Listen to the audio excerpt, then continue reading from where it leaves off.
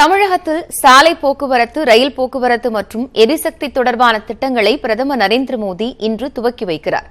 பிரதமரின் வருகையை முன்னிட்டு வண்டலூர் பகுதி முழுவதும் பாதுகாப்பு வளையத்திற்குள் கொண்டுவரப்பட்டுள்ளது. கர்நாடகாவின் ஆற்றல், சுகாதாரம் மற்றும் கல்வி தொடர்பான நலத்திட்டங்களையும், தமிழகத்தில் சாலை போக்குவரத்து, ரயில் போக்குவரத்து மற்றும் ஆற்றல் தொடர்பான திட்டங்களையும் பிரதமர் நரேந்திர மோடி இன்று துவக்கி வைக்கிறார். இதற்காக டெல்லியில் இருந்து தனி விமானம் மூலம் கர்நாடகாவின் கல்புர்கி செல்லும் பிரதமர் மோடி அங்கிருந்து பிற்பகல் 3:25 மணிக்கு புறப்பட்டு சென்னை விமான நிலையம் வருகிறார். பிற்பகல் 3:35 மணியளவில் விமான நிலையத்தில் இருந்து ஹெலிகாப்டர் மூலம் கிளம்பாக்கத்தில் நடைபெறும் விழாவிற்கு செல்லும் பிரதமர் மோடி 5010 கோடி ரூபாய் மதிப்புள்ள சாலை போக்குவரத்து திட்டங்களுக்கு அடிக்கல் நாட்டுகிறார். அதில் விக்கிரவாண்டி சேத்தியாத்தோப்பு சோழபுரம் இடையேயான 4 வழிச்சாலை, சோழபுரம் தஞ்சாவூர் இடையேயான NH-45C சாலை, கரைப்பேட்டை வாலாஜாபாத் இடையேயான NH-4 சாலை திட்டங்களுக்கு அடிக்கல் நாட்டுகிறார். NH-234 சாலையை விரிவாக்கம் செய்வதற்கும் பாலங்களை வலுப்படுத்தும் பணிகளுக்கும் பிரதமர் அடிக்கல் நாட்டுகிறார். மேலும் அவிநாசி திருப்பூர், அவிநாசிபாளையம் இடையேயான NH-381 4 வழிச்சாலை பாதையையும் நாட்டுக்கு அர்ப்பணிக்கிறார். இதைத் தொடர்ந்து மின்மயமாக்கப்பட்ட ஈரோடு, கரூர், திருச்சிராப்பள்ளி மற்றும் சேலம், கரூர், திண்டுக்கல் பகுதி ரயில் வழித்தடங்களையும், எண்ணூர் LNG ஆலையையும் பிரதமர் மோடி நாட்டுக்கு அர்ப்பணிக்கிறார். தமிழ்நாடு மற்றும் அண்டை மாநிலங்களுக்கு தேவையான LNG வாயுக்கள் இங்கு உற்பத்தி செய்யப்படுகிறது. இவை தவிர சென்னையில் உள்ள டாக்டர் MGR பெண்கள் கலை மற்றும் கல்லூரியில் MGRின் சிலையை வீடியோ மூலம் பிரதமர் மோடி திறந்து வைக்கிறார். தமிழக மக்களின் நீண்ட நாள் கோரிக்கைகளான நீட் தேர்வு விலக்கு, எழுவர் விடுதலை, மீத்தேன், ஹைட்ரோ கார்பன் திட்டத்தை கைவிடுதல் உள்ளிட்டவற்றை அறிவித்தால் பிரதமர் மோடியை எதிர்க்க மாட்டோம் என்று தமிழ் பேரரசு கட்சித் தலைவரும் திரைப்பட இயக்குநருமான கௌதமன் தெரிவித்துள்ளார். நியூஸ் 18 தொலைக்காட்சிக்கு அவர் அளித்துள்ள பேட்டியில், கஜா புயல் பாதிப்பை பார்க்க வராத பிரதமர் மோடி நாடாளுமன்ற தேர்தலுக்காக ஒரே மாதத்தில் 3வது முறையாக தமிழகத்திற்கு வருவதாக விமர்சித்தார். திருப்பூருக்கு வராரு, கன்னியாகுமரிக்கு வராரு, இன்னைக்கு நாளை சென்னைக்கு வராரு. எங்களுக்கு அவர் வருவது எங்களுக்கு எந்த பிரச்சனையும் இல்லை. ஆனால் உங்கள் ஆட்சியில தான் எங்கள் மக்களும் மாணவர்களும் எங்களுடைய விவசாயிகளும் மீனவர்களும் போராட இத்தனை திட்டங்களும் அத்துமீறி உள்ள வந்து இன்னைக்கு சொல்ல முடியாத அளவுக்கு இப்படி துயரம் மிகுந்து கிடக்குது. உங்களுடைய கடைசி கால, அதாவது இந்த ஆட்சியினுடைய கடைசி காலங்களில் நீங்க வரீங்க, மறுபடியும் இங்கிருந்து நீங்க வெற்றியை பெறணும்னு நினைக்கிறீங்க, வாங்க. ஆனால் நாளைக்கு நடக்கிற அந்த கூட்டணி கட்சி மாநாட்டில் நீட்டு இல்லைன்னு அறிவிங்க, ஹைட்ரோ கார்பன் மீத்தேன் இல்லைன்னு அறிவிங்க, ஸ்டெர்லைட் இந்த மண்ணில் முற்றிலுமாக நாங்கள் நீக்கிறோம்னு சொல்லுங்க. ஆக எங்கள் மாணவர்கள், மீனவர்கள், விவசாயிகள் உட்பட எங்கள் மண்ணில் மகிழ்ச்சியோட வாழறதுக்கு நீங்கள் திட்டங்களை அறிவிங்க. பிரதமர் மோடி தலைமையில் இன்று நடைபெறும் தேர்தல் பரப்புரை கூட்டத்தில் அதிமுக கூட்டணியில் இடம்பெற்றுள்ள கட்சித் தலைவர்கள் ஒரே மேடையில் பங்கேற்கின்றனர்.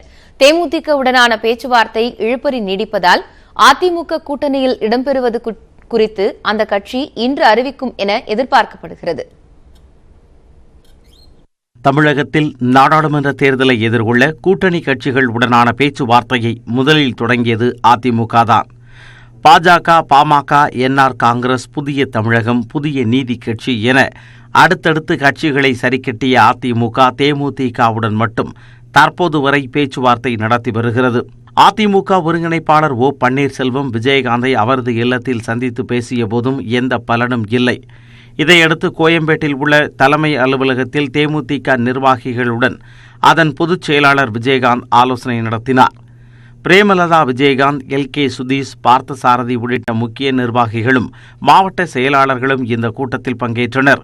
அப்பொழுது கூட்டணியை இறுதி செய்வது தொடர்பாக கட்சி நிர்வாகிகளிடம் விஜயகாந்த் கருத்து கேட்டதாக கூறப்படுகிறது. இந்த நிலையில் சென்னையை அடுத்த வண்டலூரில் இன்று மாலை அதிமுக பாஜக கூட்டணியின் பொதுக்கூட்டம் நடைபெற உள்ளது. பிரதமர் மோடி பங்கேற்கும் இந்த கூட்டத்தில் கூட்டணி கட்சி தலைவர்களும் பங்கேற்க உள்ளனர். பொதுக்கூட்டத்திற்கான இறுதிக்கட்ட ஏற்பாடுகள் செய்யப்பட்டு வருகின்றன. இந்த பணிகளை அதிமுக நிர்வாகிகள் மேற்கொண்டு வருகின்றனர். மாநாட்டு வளாகத்திற்கு செல்லும் பாதை முழுவதும் அதிமுக கொடியுடன் தேமுதிக GK வாசனின் தமிழ் மாநில காங்கிரஸ் கொடிகளும் வைக்கப்பட்டுள்ளன. இதன் மூலம் அதிமுக கூட்டணியில் தேமுதிக, தமாக ஆகிய இரு கட்சிகள் நிச்சயம் இடம்பெறுமா என்ற எதிர்பார்ப்பு எழுந்துள்ளது. ஆனால் தேமுதிகவுடனான கூட்டணி பேச்சுவார்த்தை முடிவுக்கு வராமல் இருப்பதால் விஜயகாந்த் பங்கேற்பாரா என்பது சந்தேகத்தை ஏற்படுத்தியுள்ளது. அதே சமயம் இன்றைக்குள் உடன்பாடு ஏற்பட்டு மாலையில் விஜயகாந்த் கூட்டத்தில் பங்கேற்பார் என்றும் தகவல்கள் வெளியாகியுள்ளன. இந்த கூட்டத்தில் விஜயகாந்த் நிச்சயமாக பங்கேற்பாரா என்பது குறித்து கூட்டத்திற்கு ஏற்பாடு செய்துள்ள அதிமுக தான் தெரிவிக்க வேண்டும் என மத்திய இணையமைச்சர் பொன் ராதாகிருஷ்ணன் தெரிவித்துள்ளார். அவங்க ஒரு முடிவெடுத்தது போல தெரியல, நல்ல முடிவு எடுப்பார்கள் என்று நான் நம்புகிறேன்.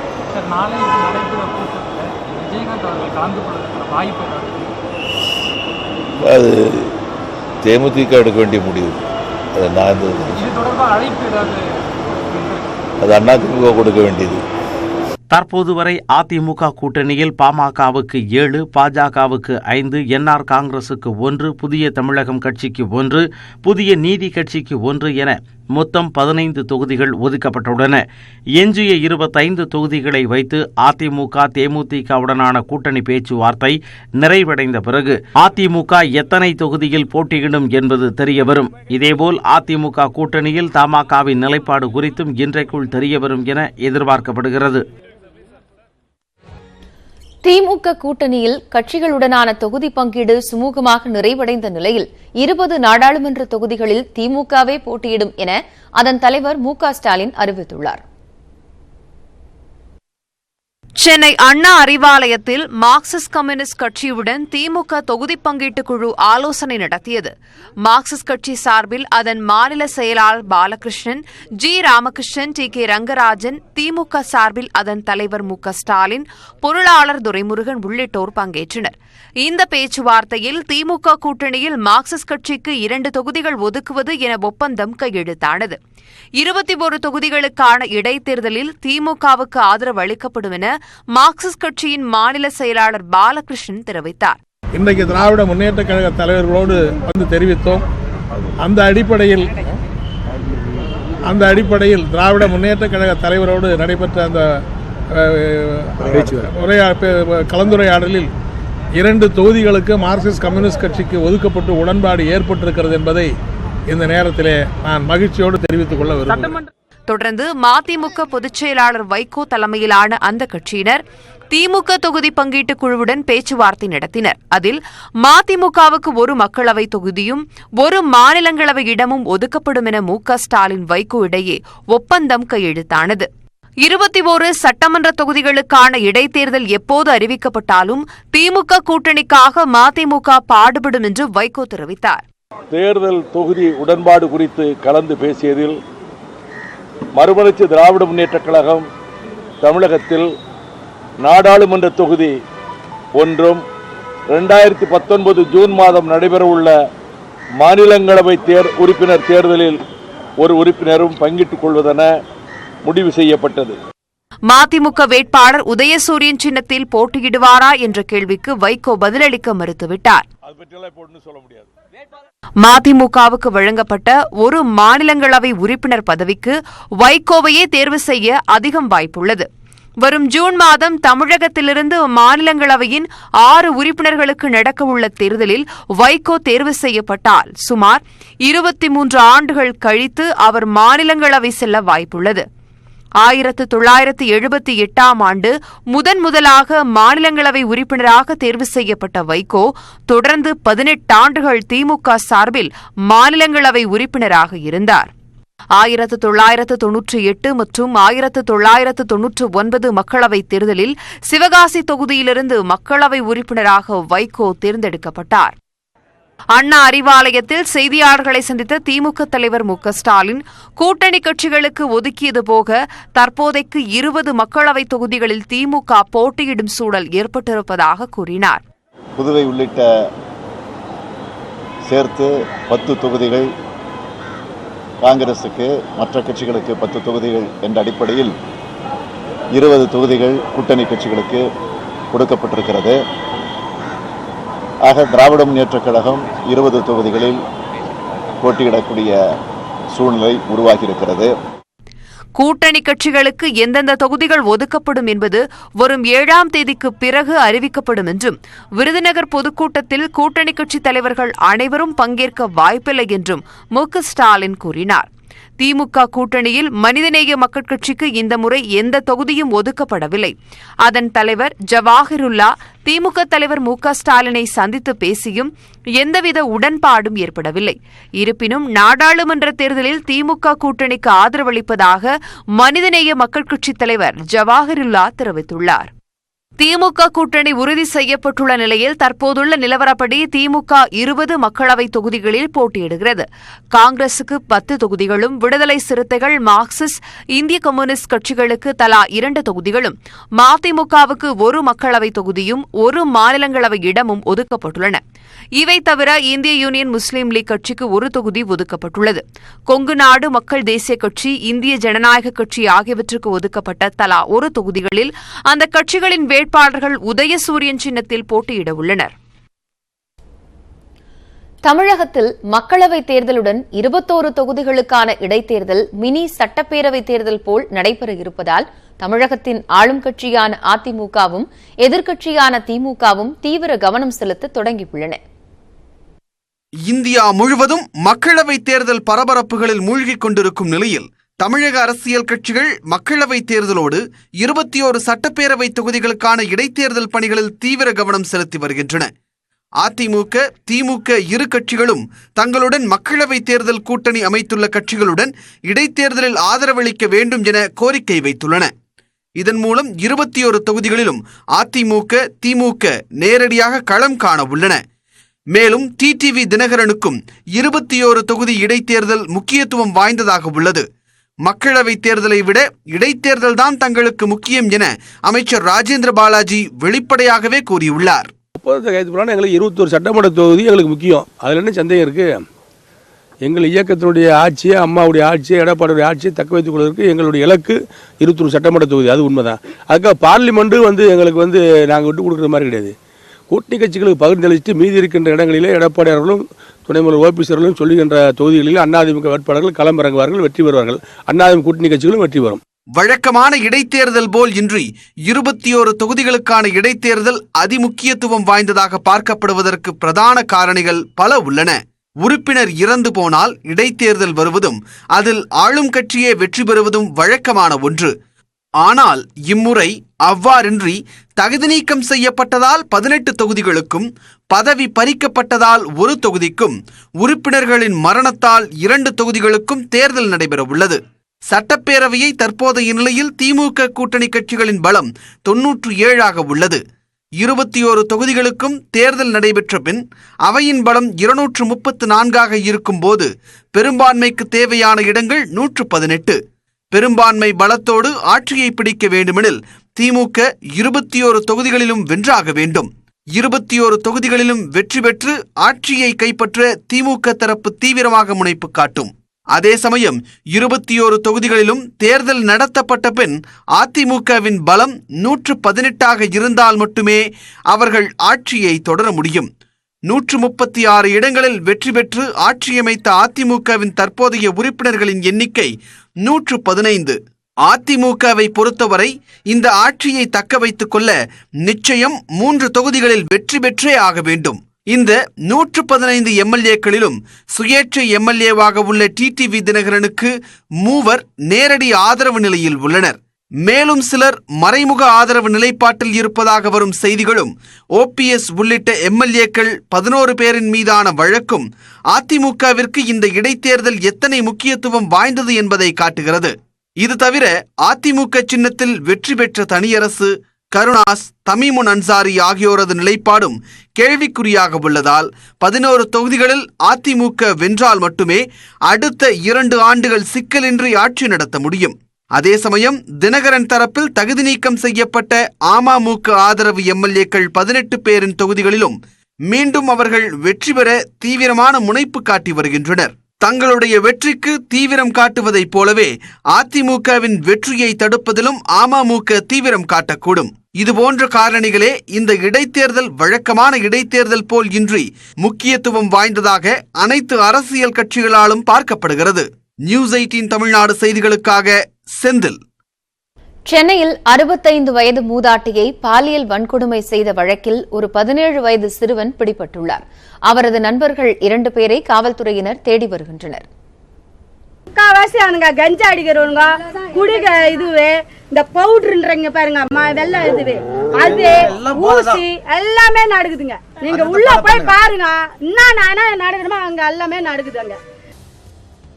சென்னை வியாசர்பாடியில் சமூக நலனுக்காக கட்டப்பட்ட சமூக நலக்கூடம் தற்போது அப்பகுதிவாசிகளுக்கு அச்சுறுத்தலை அளித்து வருகிறது.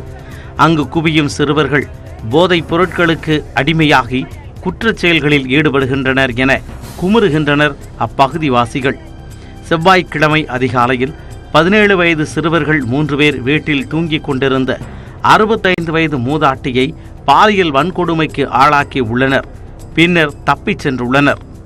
ஒரு வயசானவங்கள ஒரு 15 வயசு பையனா அவன் உள்ள வீட்டுக்குள்ள கத்திய இது பண்ணி உள்ள போய் என்னென்ன கோலம் பண்ணாமோ எல்லாத்தான் பண்ணிக்கிறாங்க.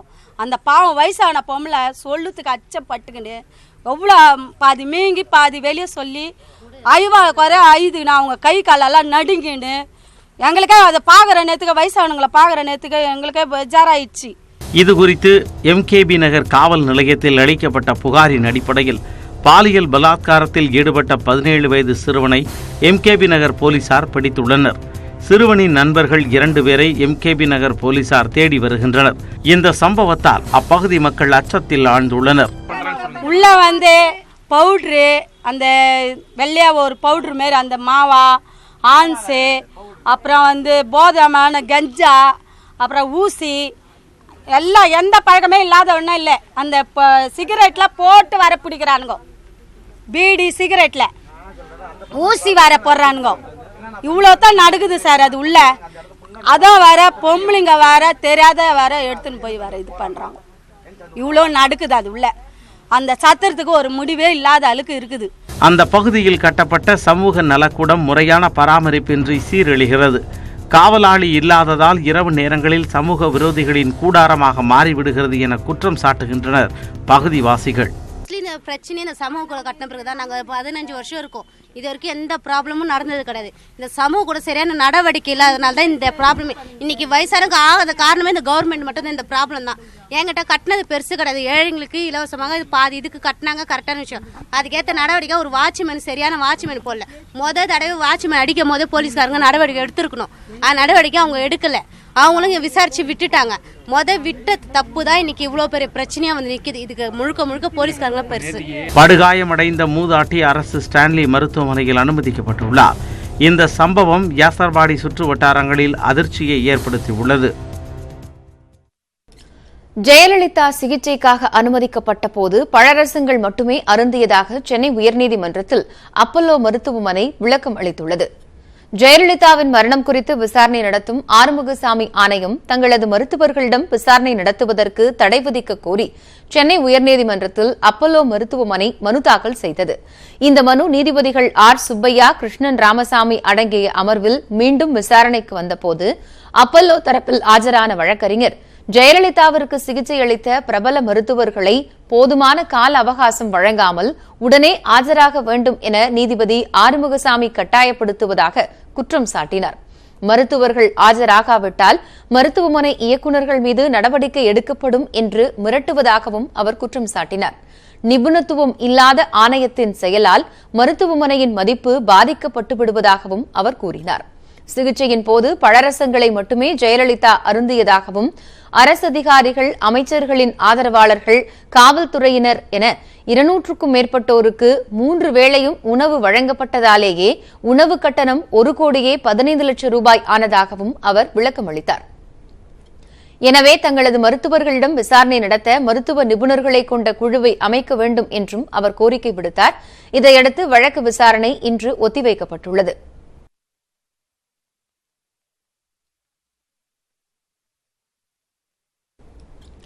அப்பல்லோ மருத்துவமனையில் சிகிச்சை பெற்று வந்த ஜெயலலிதாவிற்கு அல்வா கொடுத்து கொன்றுவிட்டதாக அமைச்சர் சி.வி. சண்முகம் பரபரப்பு குற்றச்சாட்டை முன்வைத்துள்ளார். கள்ளக்குறிச்சியில் அதிமுக சார்பில் நடைபெற்ற விழாவில் பங்கேற்று பேசிய அவர், அப்பல்லோ மருத்துவமனைக்கு கொண்டு செல்லும் வழியில் இருந்த சிசிடிவி கேமராக்கள் நிறுத்தி வைக்கப்பட்டிருந்ததாக கூறினார். கடுமையான சர்க்கரை வியாதி அம்மாவுக்கு. அப்படி இருக்கிற அம்மாவுக்கு மருத்துவமனையில உயிருக்கு போராடிட்டு இருக்கிற அம்மாவுக்கு இவனுக்கு என்ன கொடுக்குறாங்க தெரியுமா? அல்வா தராங்க. கொடுக்கலாமா? கிராமத்துல அடி முட்டாள் திருடன் ஏமாத்து பெரிய டாக்டர் கூட தரமாட்டான், வைத்தியம் சொல்லிட்டு நாட்டு வைத்தியம் கூட தரமாட்டான். ஆனா இவங்க அம்மாவுக்கு கொடுத்தாங்கன்னா என்ன அர்த்தம்? என்ன அர்த்தம்? பழமொழி சொல்லுவோம் நம்ம கிராமத்துல, விஷம் கொடுத்துதான் சாவடிக்கணும்னு கிடையாது, வெள்ளம் கொடுத்தே சாவடிக்கலாம். அதுதான் அம்மா கிட்ட நடந்தது.